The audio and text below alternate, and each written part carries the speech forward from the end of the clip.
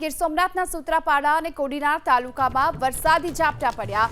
સૂત્રાપાડાના વડોદર, ઝાલા, વાવડી, પ્રશ્નાવડા, લોઢવા સહિતના અનેક વિસ્તારો એવા છે કે જ્યાં વરસાદી ઝાપટા નોંધાયા છે।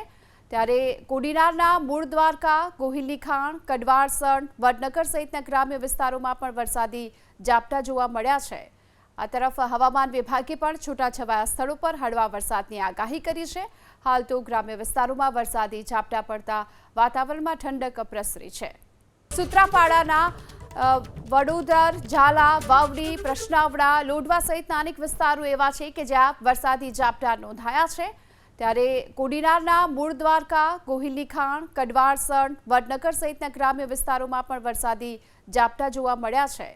આ તરફ હવામાન વિભાગે પણ છૂટાછવાયા સ્થળો પર હળવા વરસાદની આગાહી કરી છે। હાલ તો ગ્રામ્ય વિસ્તારોમાં વરસાદી ઝાપટા પડતા વાતાવરણમાં ઠંડક પ્રસરી છે।